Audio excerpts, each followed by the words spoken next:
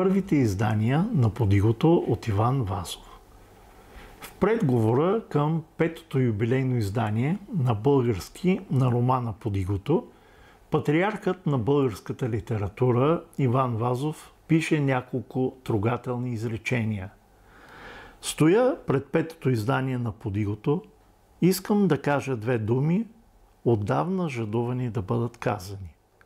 Прокуден от България в 1887 година, аз прекарах около една година в Одеса. Много скръб, много мъки изпитвах там по изгубеното отечество. Умът ми, сърцето ми, душата ми постоянно летяха към него. Но ето, дойде ми вдъхновението да напиша този роман и аз задишах пак въздуха на България. Хиляди спомени оживяха, хиляди картини, ярки и хубави, плениха моя умствен поглед.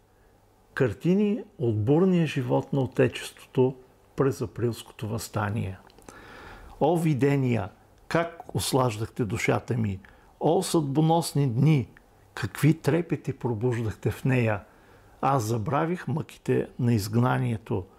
Аз бях честит, къпейки се във вълните на скъпите и незабравими спомени. Те ме въодушевляваха, те ми дадоха нов полет и нова младост на музата ми. И от бедната стаичка на отстранената Одеска улица книгата ми обиколи цяла България, мина границите и профърча из Европа. И аз благославям сега това изгнание. Такива думи пише Вазов в петото издание на Подигото, което е от 1920 година. Един от най-четените и превеждани романи, в който можете да намерите всички елементи на добрия роман – история, любов, ужаси, комични и трагични елементи, претърпява редица издания през годините. Любопитни, по-непознати и разбира се по-редки са първите няколко издания на български и английски, които ще представим в следващите редове. Първото издание на Подигото в 3 части излиза в сборник за народни умотворения, наука и книжнина 1889-1890 година, издание на Министерство на народното просвещение.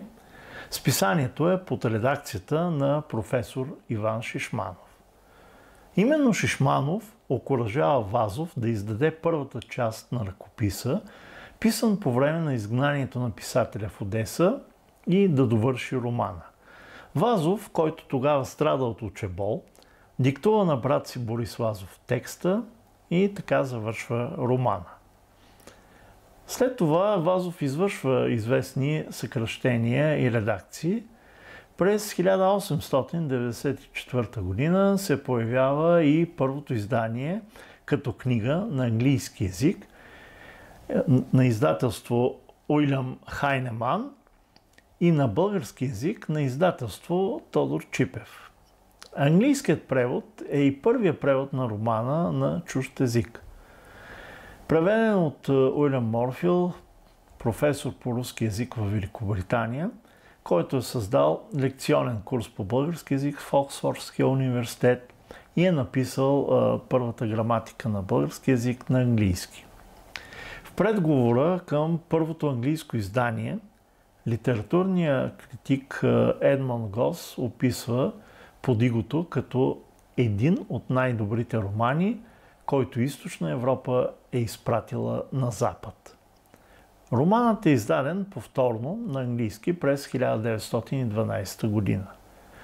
За българското издание от 1894 година на издателство Тодор Чипев Вазов ангажира известни художници като Мърквичка, Митов, Обербауер за илюстрациите, които са 25 на брой. За някои от сцените са ангажирани и актьори, които да позират на фотографии, съответно после фотографиите се използват от художниците. Вазов организира тези сцени Най-напред се възпроизвеждат с живи лица. Участват, например, актьорите Иван Попов, Антонов, Ганчев, Никола Попов, Екатерина Златарева и с подходящи костюми за характерни сцени от романа. След което се фотографират и фотографиите служат на художниците да нарисуват съответните илюстрации в романа. Следващите 4 издания на български са на Тодор Чипев, илюстрирани с малки разлики в форматите, портрета на Вазов и броя на илюстрациите. Има и редакции на езика. В следващото трето издание на български от 1896 година броят на илюстрациите и художниците е увеличен. В четвъртото издание на български от 1910 година портретът на Вазов е сменен, има редакции на текста. Петото юбилейно издание на български, отново на Тодор Чипев, 1920 година, е луксозно издание на бяла хартия, по-голям формат от другите, с трогателния предговор на Вазов и с отзиви от нашата и чуждестранна преса за романа. Петото издание е във връзка с 70 годишния юбилей на автора и 50 години от началото на творчеството му.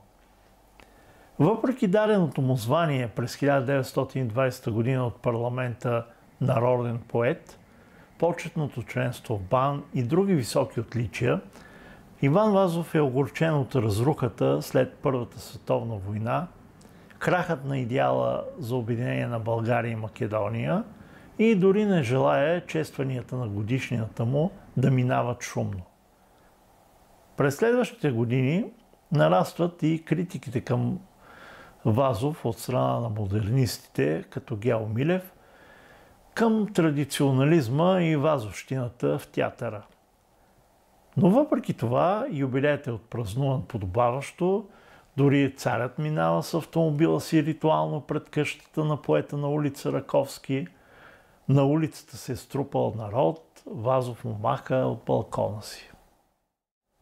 Немският превод на Подигото излиза сравнително късно, през 1918 година, когато нараства интерес към България във връзка с Първата световна война.